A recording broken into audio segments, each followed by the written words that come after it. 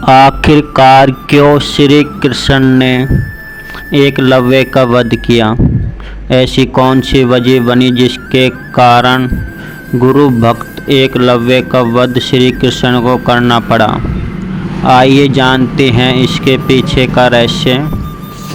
जब भी संसार में गुरु शिष्य की बात आती है तो एकलव्य का नाम सबसे पहले आता है। कहा जाता है कि एकलव्य भील जाति के थे। इनका पिता का नाम हिरण्यधनु था और इनकी माता का नाम सुलेखा था। ये सिंहबेरपुर में राज्य करते थे।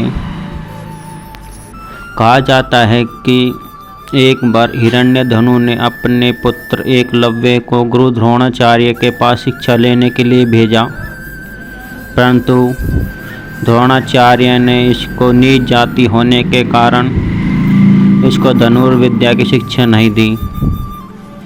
परंतु वह वहाँ से वापस लौट आया और द्रोणाचार्य को मन मन में ही अपना गुरु मान लिया और सोच लिया कि अब तो मैं गुरु दीक्षा इनसे ही लूँगा।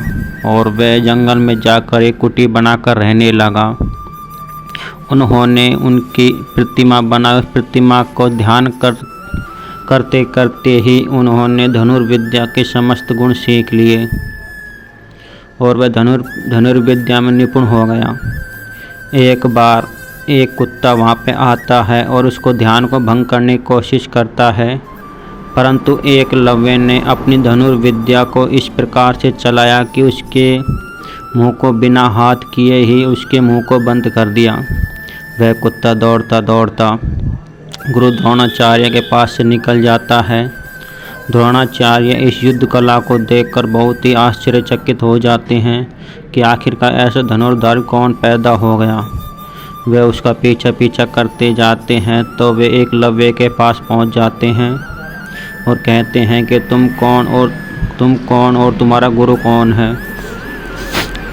तब एकलव्य कहता है कि मेरे गुरु आप ही हैं। यह बात सुनकर उसे लगा कि यदि यह ऐसा ही अभ्यास करता रहा तो मैंने तो अर्जुन को सर्वश्रेष्ठ धनुर्धर होने का वचन दिया है, परंतु ये तो मेरी प्रतिमा के सामने ही सर्वश्रेष्ठ धनुर्धर बनने का गुण अर्जित कर लिया है। यह सोचते हुए उसने गुरु दक्षिणा में एकलव्य का अंगूठा मांगा। एकलव्य ने बिना सोचे समझे ही अपना अंगूठा गुरु को दान दे दिया। गुरु को ध्यान देते ही वह अपने गांव सिंहबेरपुर आ गया और उसकी शादी एक भील जाति की कन्या सुनीता से हुई। उसके पिता के मर जाने के बाद एकलव्य वहाँ का शासक संभालता है और उन्होंने अपनी चारों अंगुली से ही इतनी तीव्र प्रचंड वाली धनुर्विद्या हासिल कर ली कि उसका सामना करना किसी भी योद्धा के लिए आसान नहीं था। परंतु जैसे जैसे समय गुजरता गया एकलव्य ने जरासंध के साथ संधि कर ली और वह मथुरा की तरफ आक्रमण करने के लिए चले गए। एकलव्य अपनी चारों अंगुली से ही इतने प्रचंड तेज से धनुर्विद्या से बाण छोड़ रहे थे कि उन्होंने श्री कृष्ण की आधी से ज़्यादा सैनिक कुछ ही क्षणों में मार दिए। श्री कृष्ण यह देखकर बहुत ही आश्चर्यचकित हो गया कि ऐसा कौन सा योद्धा है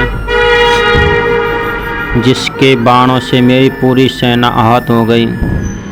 श्री कृष्ण ने देखा कि यह एकलव्य है और श्री कृष्ण ने सोचा यदि यह जीवित रहा तो यह जरासंध का साथ देगा और यदि जरासंध के साथ रहेगा तो धरती पर अधर्म का बोलचाला हो जाएगा।